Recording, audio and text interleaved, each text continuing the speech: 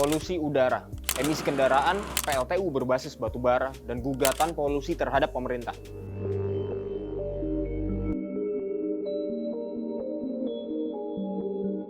Sudah beberapa minggu, warga Jakarta dan kota-kota sekitarnya jarang menyaksikan sunrise berlatar langit biru.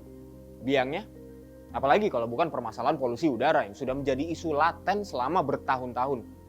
Dengan mengambil Jakarta sebagai contoh kasus, mari kita telaah penyebab dan solusi kualitas udara buruk ini. Sejauh ini, ada 3 dugaan penyumbang kualitas udara di ibu kota yang memburuk. Yang pertama adalah emisi yang dihasilkan oleh sektor transportasi atau kendaraan bermotor. Entah itu roda 2, 4, maupun roda 18, you get the point.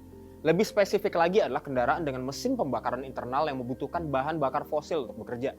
Tapi, kan kendaraan udah ada dari zaman patung gaban berdiri di Ancol. Ya, yang kali ini terjadi bisa dikategorikan sebagai revenge pollution, atau hasil dari akumulasi dari aktivitas ekonomi pasca pelonggaran pembatasan COVID untuk lepas dari jurang resesi. Ya, resesi yang sempat kita khawatirkan terjadi. Kedua, adalah lokasi pembangkit listrik tenaga uap atau PLTU berbasis batu bara yang tersebar sekitar ibu kota. Permasalahan kualitas udara buruk juga terjadi karena polutan yang terbawa angin dari pembangkit-pembangkit listrik itu. Menurut Global Energy Monitor, sebaran 16 PLTU-nya mengelilingi ibu kota dengan lokasi terdekat hanya berjarak 25,87 km dari Monas di Jakarta Pusat. Sedangkan yang ketiga ini bukan penyebab, tapi penting untuk dibahas. Karena ini mencerminkan political will dari pengambil kebijakan untuk memperbaiki kualitas udara. Pada 2021, beberapa warga Jakarta melayangkan citizen lawsuit yang ditujukan kepada Presiden Jokowi, Menteri LHK, Menteri Kesehatan, Mendagri, dan Gubernur Jakarta. Pengadilan Negeri Jakarta Pusat mengabulkan gugatan tersebut, tapi pemerintah sebagai tergugat tak pernah menjalankan putusan pengadilan itu. Sejauh ini, hanya pemerintah Jakarta yang kooperatif. Ya, meski belum maksimal, tapi at least ada upaya. Tapi kan tugas ini tidak bisa dijalankan sendiri. Kenapa?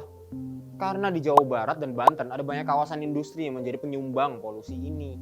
Tetapi, menurut Kepala Dinas Lingkungan Hidup DKI Jakarta, Asep Kuswanto, memburuknya kualitas udara ibu kota beberapa bulan terakhir disebabkan oleh musim kemarau.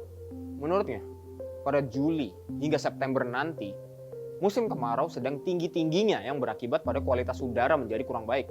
Jokowi baru-baru ini mendorong WFH untuk kantor-kantor di Jakarta.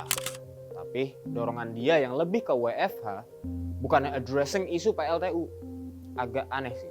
Langsung menghardik emisi transportasi sebagai penyumbang utama dan tidak menyebutkan sama sekali permasalahan pencemaran udara dari PLTU. Lihat tuh, beberapa warga Marunda yang tersiksa karena polutan batu bara. Itu adalah beberapa faktor yang diduga meningkatkan tingkat polusi udara di Jakarta dan banyak kota lainnya di Indonesia beberapa minggu ke belakang. Sambil kita menunggu political will pemerintah untuk menegaskan regulasi-regulasi terkait lingkungan. Mari, let's do our part. Tanpa ada kesadaran untuk bergerak, situasi ini bisa saja memburuk. Tapi bisa membaik kok. Ayo kita lihat dari aspek glass half full. Beijing saja bisa memperbaiki kualitas udaranya secara signifikan. Tentu kita bisa juga.